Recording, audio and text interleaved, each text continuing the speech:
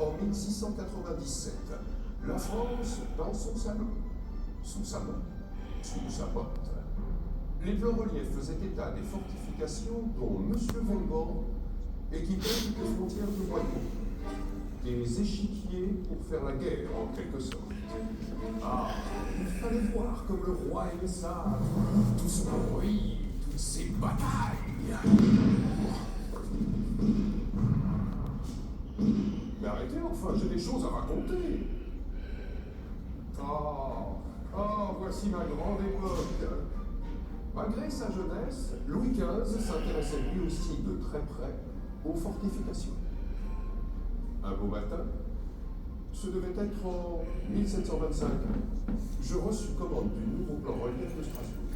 Une deuxième version du plan réalisé en 1688, juste après l'annexion, et qui allait tenir compte des modifications apportées aux fortifications.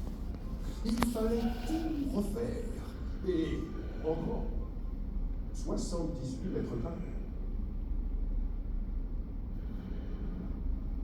Un pied pour 100 toises, l'empêchait-elle, et j'envoyais mes gaillards sur le terrain. Quel spectacle réjouissant de les voir arpenter les rues et les campagnes. 1, 2, 3, 4, tout était noté, décidé. Le plan relief devait représenter Strasbourg au 1/600e, comme l'exigeaient les règles de l'art. Nous ne cédâmes à aucune facilité, une perfection alors bien au-delà de simples objectifs stratégiques. Arbres et végétaux de soie faite, cours d'eau à l'huile, modelés de carton mâché et petites maisons de bois recouvertes de papier peint dans lequel on évita portes et fenêtres. Une vision unique en 3 dimensions à une époque où tout n'était que blanc.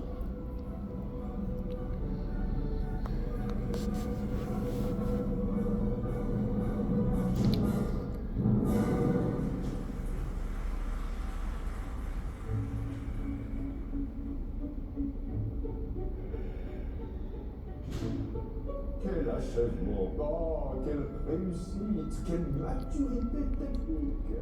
Jamais on ne vit œuvre aussi amoureuse du détail.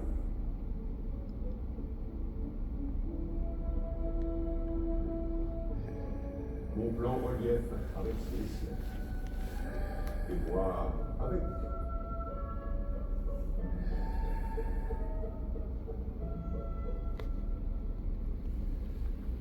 Par la suite, on l'a dit au Louvre, puis aux Invalides.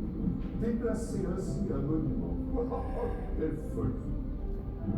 Et non, une révolution, un empereur, des batailles. L'Europe change de main. Et ce Napoléon laisse filer toute la collection. Les Prussiens enlèvent mon plan comme une jeune fille.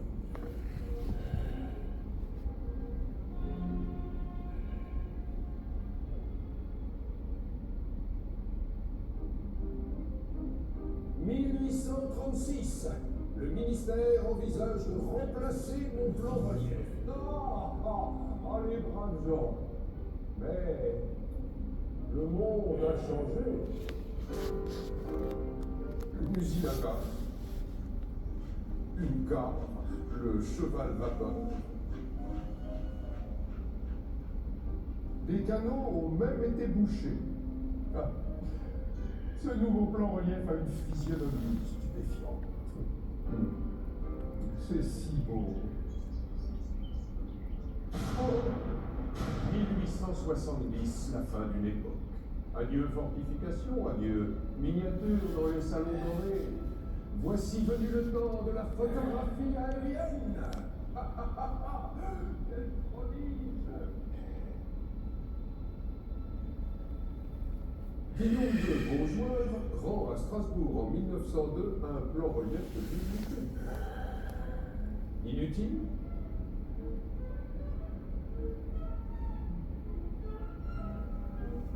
Quel beau témoin pourtant d'une ville en mouvement. Débarrassé de ses murailles, Strasbourg grandit. Change. Se libère.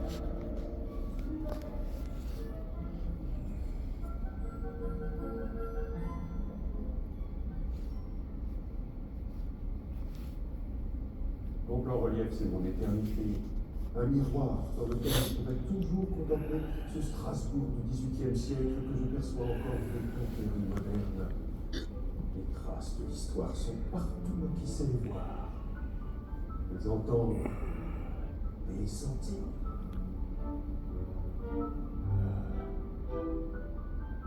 Et il est des objets comme ce plan relief qui sont une main tendue à travers les siècles. Ceci dit, le temps s'envole et là, le témoin doit lui aussi s'effacer. Pensez malgré tout à jeter quelquefois un coup d'œil en arrière, là où souffle, vivant des choses passées.